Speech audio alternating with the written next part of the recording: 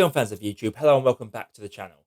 My name is Josh, your movie apprentice, and today I'm going to be looking at Don't Worry Darling, directed by Olivia Wilde and starring Florence Pugh, Harry Styles, Chris Pine, and Gemma Chan. The film follows a 1950s housewife living with her husband in an experimental community that begins the question that not all is as it seems in this almost perfect community. To say that this film has had a interesting promotional period leading up to its release is an understatement. From alleged dispute between Olivia Wilde and Florence Pugh, and whenever Harry Styles spat on Chris Pine or not, the promotion leading up to the release of this film has been an interesting read, to say the least. But should you really pay attention to that when it comes to looking at the film?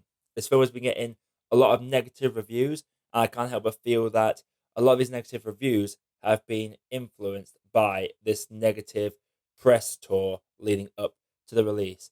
Because sue me, I quite enjoyed Don't Worry Darling, though it lacks certain things and has some gaping flaws that lead it to not be as good as what it had the potential to become. To start off with, let's talk about the performances. Now, a lot of people have been talking about Harry Styles and how his performance in this isn't very good. Quite frankly, I think he does a fantastic job with what he has to do, but he is, of course, acting alongside Florence Pugh, who has time and time again proved she's a knockout up and comer in Hollywood. It's almost a crime to call an up and comer these days because she's just consistently delivering. Chris Pine, just like Chris Evans almost, has nailed the arsehole stereotype, and he has been doing that really well over the last few roles he's done. Every actor in this is bringing their absolute A game. So Harry Styles is good in this, he's just not as good as the others, and by comparison, that makes his performance look weak. But quite frankly, I don't think it's that bad a performance at all. The cinematography in this is gorgeous. The framing in a lot of these shots, especially when we get to our more experimental, trippy sequences, that's where it really shines through. The film can get quite weird and bizarre at times. That really plays into the fact that there is a lot of things going on that the lead is not aware of and is beginning to notice as the film progresses. The way the framing just gives an uncomfortable sense of reality. Whenever it's just Florence Pugh and Harry Styles' characters interacting as a couple, it's quite pleasant in the early stages of the movie, but things start to get more tighter and more claustrophobic as Alice begins to realize things aren't all as they seem. I also have to give a big shout out to the score in this. The score is haunting. It can be a bit overpowering and overwhelming at times, but that works fantastically when it's sort of giving a audio cue to how overwhelmed Alice is becoming as more and more things become apparent are not as they seem. And that's a continuing theme throughout this. Going into this, you knew that there was going to be something going on. You just knew it. And seeing the way Florence Pugh's character questions herself constantly throughout this is something that leads you to question if she's actually talking sense. The slow reveal of this is the strongest element of the movie, and all the little hints, all little trippy experimental parts of the movie, they make so much more sense when we get to our final revelation. Now, I'm not going to spoil it, even though it has been out for a while now. I'm still not going to spoil it in case someone is still planning to see it.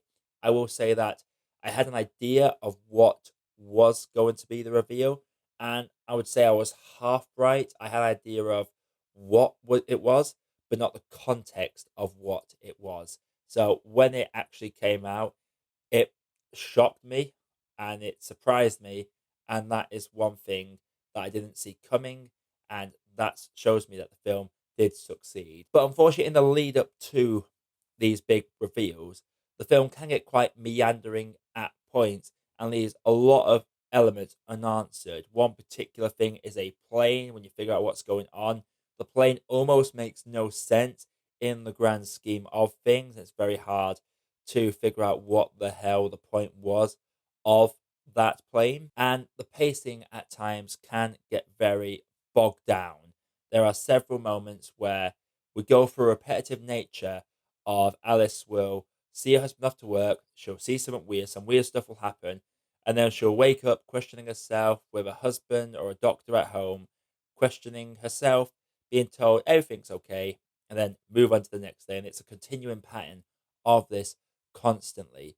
There are a lot of gaps in the movie, and I will say towards the end it gets a little bit silly. There are a couple of elements in the end that make no sense and come completely out of left field. And as a result, that means the movie does not quite stick the landing. Hell, I wanted the film to go on for another 20 minutes because it doesn't feel like this film, despite its clever crafting, its great cinematography and set design and solid performances across the board, it doesn't give us definitive answers and leaves it very open ended. But I feel like this is one of those films that we really needed a resolution to it. Crimes of the Future had a similar thing the other week where the film just ends just as we're about to get our resolution. And that is unfortunately something that always will drag a film down for me. It's one of those films that really needed a definitive explanation of what happens once the credits start rolling. Before I get into my grade, if you do like what you're seeing on the channel so far, consider dropping a like and subscribe to the channel for more video content like this coming all the time.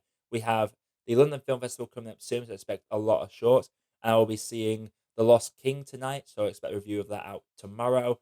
But until then, let's get into grading this. Don't Worry Darling has been bogged down by its marketing and its press tour, but you really should give this film a watch for yourself and make up your own mind because the performances are really good. The score is haunting and unnerving. The set designs are really well done. And for the most part, the mystery and the unveiling is really good, but it is lacked down by the pacing and a number of plot holes that become even bigger once the reveal of what is actually going on is made. So for me, I'm going to have to say that Don't Worry Darling just needs a bit more sugar. So Don't Worry Darling, have you seen it? If you have, let me know what you thought down in the comments below. What is your favourite Florence Pugh performance? For me, it's still Fighting With My Family. I know a lot of people like Midsummer. Again, if you like what you see on the channel, subscribe, drop a like, do all that good stuff we always ask for on YouTube. And until next time, everybody, my name is Josh. I have been your Movie Apprentice. I'll see you all in the next video.